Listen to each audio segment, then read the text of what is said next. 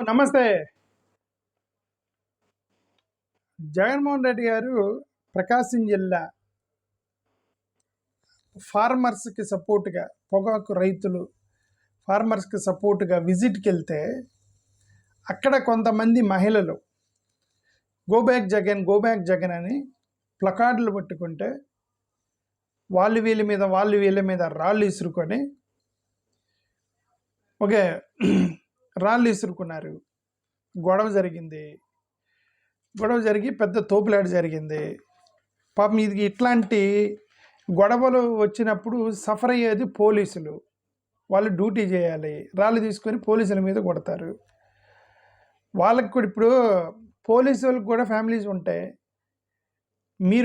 మీరు గొడవలకు దిగినప్పుడల్లా పోలీసులు మధ్యలోకి రావటం, వాళ్ళని రాళ్ళు తీసుకొని కొట్టడం. వాళ్ళు కూడా మనుషులే కదా, పోలీసులు కూడా మనుషులే కదా. ఏందండి రాజకీయ గొడవలకు దిగేది ఏందండి? పాపం పోలీసులు మీరు అంత హింస పెడితే ఎట్లా రాజకీయ నాయకులు? జగన్మోహన్ రెడ్డి గారు అక్కడికి వెళ్తే అడుకోవటం ఏంటి? గో బ్యాక్ ఏంటంటే is a citizen of India. ఆయన ఎక్కడికైనా వెళ్ళొచ్చు, ఆయన ఎవరినైనా విజిట్ చేయొచ్చు. What is the go back slogans? I don't understand. Go back Jagan మొన్న కనుక తెనాలి వెళ్ళిపోయినప్పుడు అక్కడ మాదిగ దండోరా సహోదరులు అక్కడ పెట్టుకొని గో బ్యాక్, ఏది అట్రాసిటీకి సంబంధించి వెళ్తుంటే జగన్మోహన్ రెడ్డి గారు అక్కడ వాళ్ళని పెట్టి గో బ్యాక్ అని పెట్టి, ఇప్పుడు ఫార్మర్స్ దగ్గరికి వెళ్తుంటే మహిళలను పెట్టి గో బ్యాక్ జగన్. దేనికండి గో బ్యాక్ జగన్? దేనికి? అమరావతి మీద కామెంట్ చేసింది జగన్మోహన్ రెడ్డి గారా? అసలు ఈ రోజుకి కనీసం ఆ ఇన్సిడెంట్ మీద కనీసం ట్వీట్ చేశాడు ఆయన? ఆ ఇన్సిడెంట్ మీద ట్వీట్ చేశాడా? అమరావతి మీద కానీ ఆ కామెంట్ల మీద కానీ? మీరు కొంతమందిని అరెస్ట్ చేస్తున్నారు అన్యాయంగా, ల్యాండ్ ఆర్డర్ని తీసుకెళ్తున్నారని ట్వీట్ చేశాడు, కానీ అమరావతి మీద అసలు మాటలు కూడా అనలేదు కదా. ఇంకేంది గో బ్యాక్ జగన్? ఒక అపోజిషన్ నాయకుడిని అడ్డుకుంటే దాని బాధ ఏందో చంద్రబాబు నాయుడు గారికి తెలుసు. నవంబర్ 18, 2022 ఇండియా టుడేలో ఒక ఆర్టికల్ చూసాం. మరి తెలుగులో ఏమన్నాడో తెలియదు, ఇంగ్లీష్లో అన్న మాటలు చదువుతున్నా మీకు. అంటే ఆయన ఏదో తెలుగులో అని ఉంటాడు.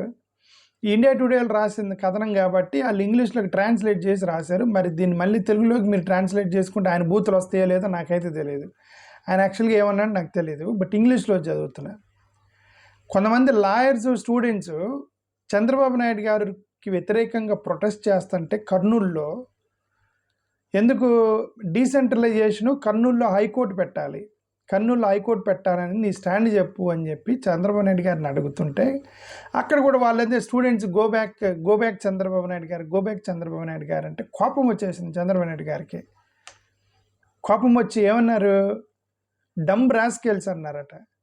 ఇంగ్లీష్లో రాసింది చదువుతున్నా. Will you be there or should I come? అంటే నువ్వు అక్కడే ఉంటావా, నన్ను రమ్మంటావా అని ఉంటాడు.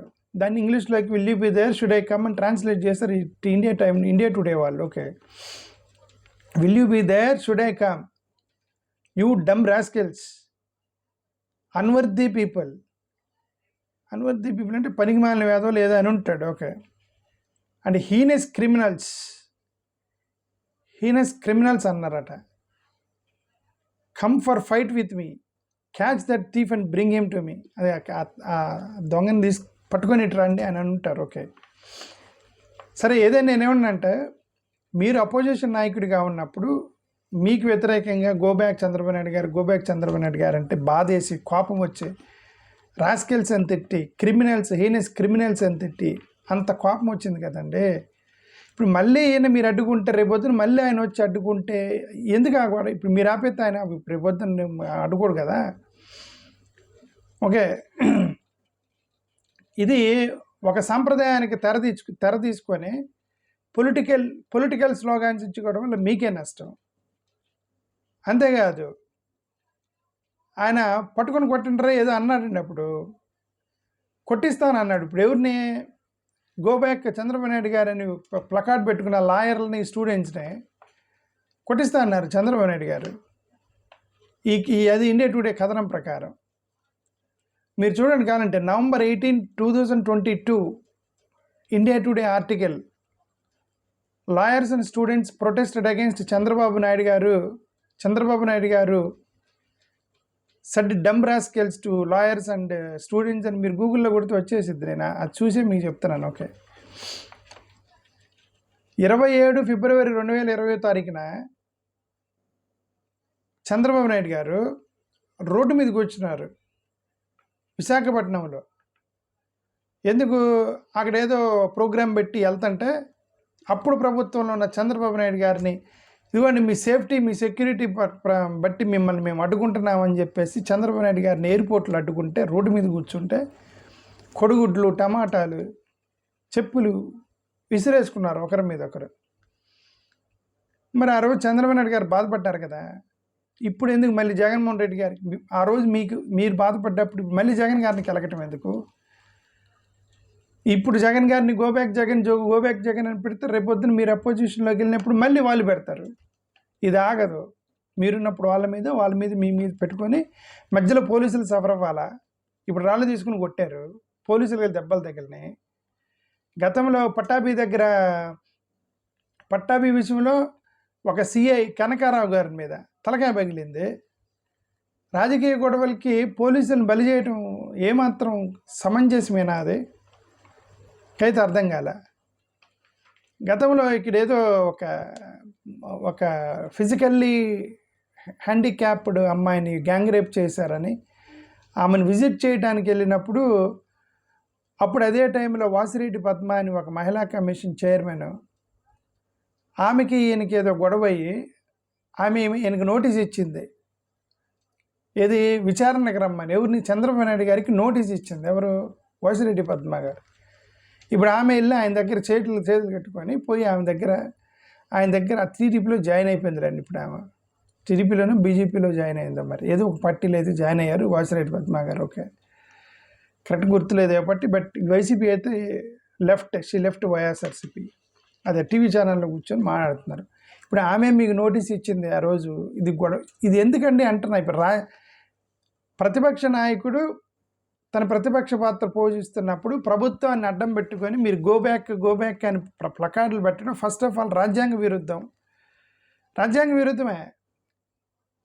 గతంలో చాలా ఉద్యమాలు జరిగాయండి. అసలు ఈ కమ్యూనిస్టులు వీళ్ళందరూ చాలా ఉద్యమాలు చేసేవాళ్ళు. కమ్యూనిస్టులు, దళిత సంఘాలు, స్టూడెంట్ సంఘాలు, ఎంప్లాయీ సంఘాలు, ధర్నాలు. ఎందుకంటే స్వాతంత్రం ఉండేది ఆ రోజు. ఆ ఇండిపెండెంట్ కంట్రీలో స్వతంత్రం ఉండేదండి అప్పుడు. ఇప్పుడు స్వతంత్రం లేదు, ఏం లేదు. ఎవడు నోరెత్తే వాడిని నొక్కేస్తున్నారు, కింద కేసులు పెట్టేస్తున్నారు, లోపల పడేస్తున్నారు. అప్పుడు లక్షల మంది రోడ్డు మీదకి వచ్చినా సరే పెట్టేసేవాళ్ళు, రోడ్ల మీదకి వచ్చేవాళ్ళు. ఫండమెంటల్లీ అపోజిషన్ నాయకుడిని అడ్డుకోవాలని చూడటం first of all it is రాజ్యాంగ ఉల్లంఘన. It's against the constitution of India, fundamental rights of a citizen. Forget about Jagannath Reddy garu is opposition leader, me opposition part. Forget about. He's a citizen of India. He can go. You cannot say that go back Jagan. Fundamentally, number one. Number two, మీకు చేసినప్పుడు మీరెంత బాధపడ్డారు, ఇప్పుడు జగన్ గారు అదే బాధపడతారు. ఇప్పుడు మీరు రియాక్షన్ తీసుకున్నట్టు, మీరు కక్ష తీర్చుకున్నట్టు, రేపు పొద్దున ఆయన కక్ష తీర్చుకుని మళ్ళీ మీరు ఇబ్బంది పడతారు. ఇవి ఆగవి, ఒకరి మీద ఒకరు దూసుకోవటం తప్పితే ఏమీ లేదు. ఇప్పుడు దీనివల్ల లాభం లేదు. ఒకవేళ స్కాములు, అవినీతి, స్కీములు, ప్రజలకు సంబంధించిన సంక్షేమాలు అవి అనుకోండి, ప్రతిపక్షాలు పాలకపక్షం అంటే రెండు కొట్టుకున్నా సరే ప్రజలకు మంచి జరిగిద్ది. దీనివల్ల ఏం జరిగిద్దండి? ప్రజలకు ఏం మంచి జరిగిద్దంటే, ప్రతిపక్ష నాయకుడు పోతే గో బ్యాక్ అని చెప్పి గొడవలు పెట్టుకొని పోలీసుల మీద రాళ్ళు వేసడం వల్ల ఏంది ప్రజలకు లాభం? దీనివల్ల